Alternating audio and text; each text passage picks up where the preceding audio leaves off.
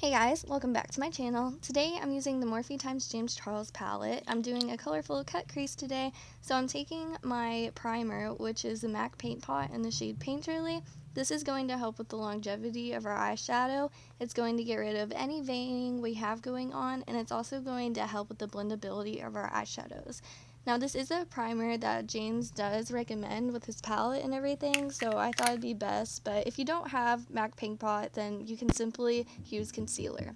Now after I apply it with the brush, I like to go in with my Morphe sponge just to get rid of any brush strokes.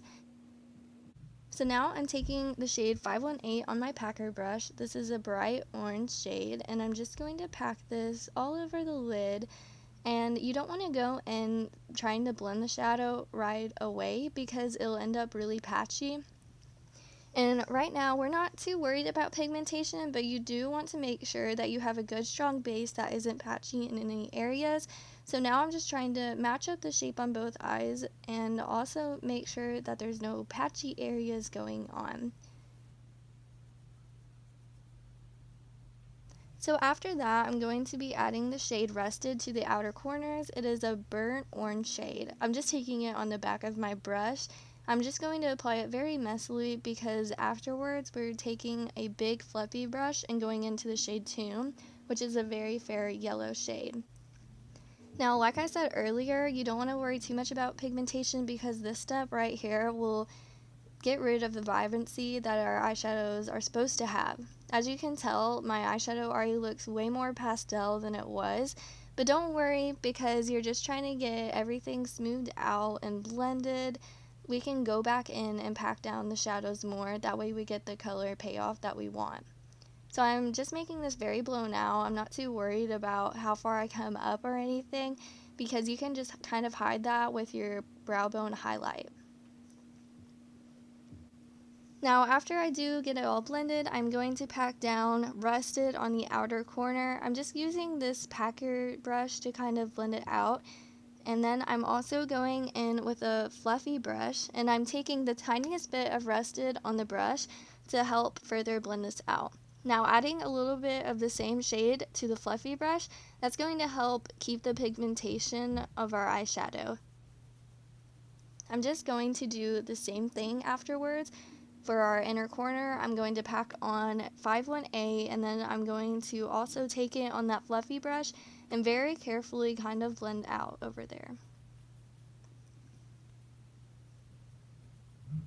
Now we are going to clean up the eyes because as you can tell, I was very messy. So first off, I like to take a wet one and then make sure I get the right shape of the outer part of my eye. I smooth down the wet one using my finger, and then I like to take it over my index finger and sharpen up the eyeshadow.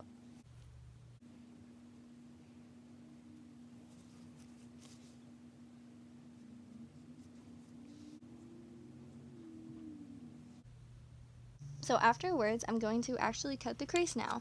I'm taking my ColourPop concealer on this concealer brush, and what I like to do is start off on the middle of my eye. There's a lot of different ways and techniques of doing a cut crease, but what I like to do is start with the middle of our eye, work towards the inner corner, and then once I get that done, I like to sharpen up the line from inner to outer corner.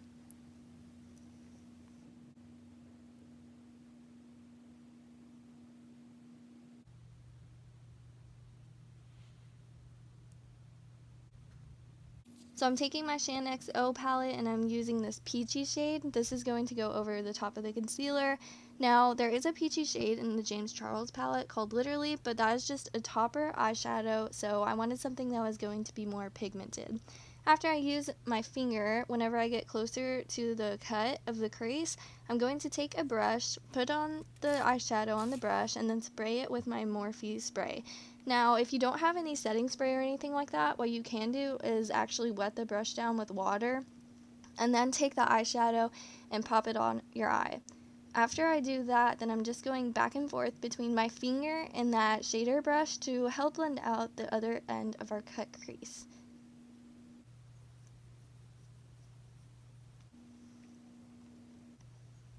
So now I'm going to do my face, and I'm just priming using the Professional Primer by Benefit. Now, of course, this does just what the name says. It's going to fill in our pores. It has a very silicone texture and everything, but the reason I'm using a pore filling primer is because I'm wanting more of a matte finish today. So I feel like matte finishes bring out the textures of your face and everything, so I wanted something to kind of fill in the textures. I'm going in with the Too Faced Born This Way foundation in the shade Swan.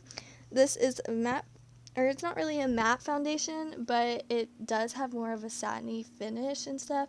You're not going to get a lot of dewiness out of this, but of course you can manipulate the foundation in order to get the dewiness you want. So what I like to do is start off with the bottom of my face and then work my way upwards. I don't like a lot of product on my forehead because I've learned that too much product on your forehead can make it look cakey and less like skin. So mainly I like to add the foundation towards around my nose and on my cheeks, and then just bring the leftovers on top of my forehead. I'm just taking this Morphe brush to drag down the foundation because you don't want a harsh foundation line. So now I'm just taking this Tarte concealer, it is a Shape Tape, and I'm taking it underneath my eyes, on my chin, and on my cupid's bow. I'm not taking any on my forehead because, like I said earlier, I don't like a lot of product on there. I'm being very careful around my eyes because I don't want to ruin the shape or anything. So after I get that done, I'm just going to set the concealer using my Fit Me powder by Maybelline. Now, if you don't like the shape of your eyes you have right now, then you can kind of help clean this up with the loose powder. I'm just taking whatever I have left in my lid and using that to set my smile lines on my nose and on my forehead, and then I'm taking my Rimmel London Stay Matte powder to kind of set everywhere else.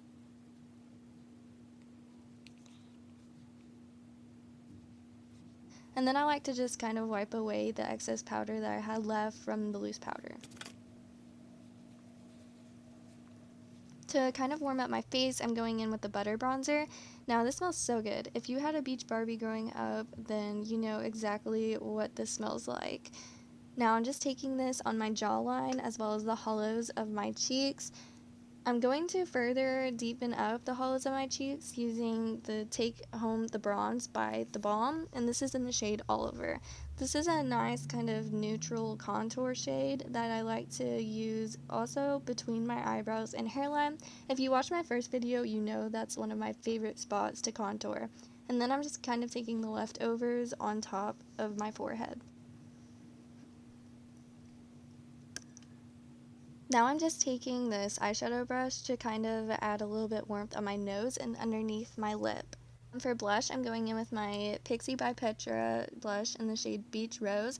This is a very peachy kind of blush. And then afterwards, I'm actually using the shade Literally from the James Charles palette, which is that peach chopper shade that we mentioned earlier. So after blush, I'm then going in with the shade Face from the James Charles palette. I'm using this as a highlight shade and going in on the tops of our cheeks, on the forehead, on the cupid's bow, on the nose, the chin, the inner corner of our eye, and also on the brow bone. Being able to use some of these eyeshadow shades as blush as well as highlight just shows the versatility of this eye palette, and it shows how different it is compared to other palettes. So that's kind of how we're looking now, and then I'm just going to finish the eye look real quickly. I'm taking whatever is left on that brush and then using a pencil brush and packing on Rusted and 518 underneath our eyes. To then get rid of some of the harshness, I'm going back in with the packer brush just to blend it out a little bit. For brows, I'm going to use my Urban Decay brow pencil. I didn't think it was quite my shade or anything, but I just kept using it, and then I set my brows using my e.l.f. product. I'm actually going in with You're Kidding, which is this bright red, and I'm going to use it as a liner.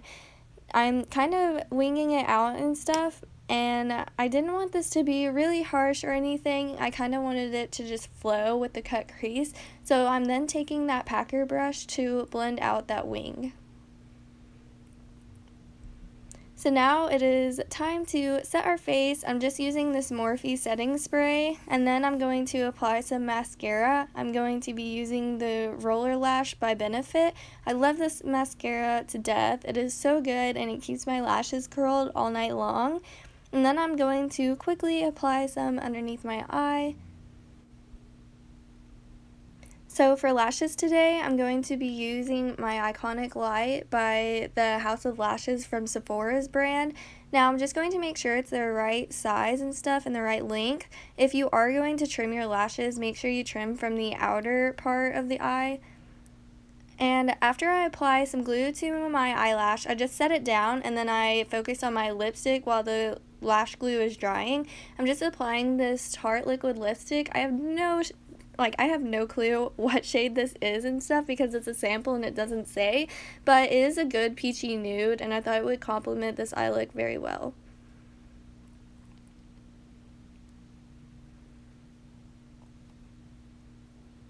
So after we get done with our lips, it's basically time to apply our lashes. So I like to just kind of put down the lash and then make sure that the inner corner is glued down where it should be. And then if you don't really like how the inner corner is looking and you don't think that it looks super natural or anything, or it's really whack, then you can just apply some liner. So that finishes up the look for today, and I hope you guys stay tuned for next week. Bye!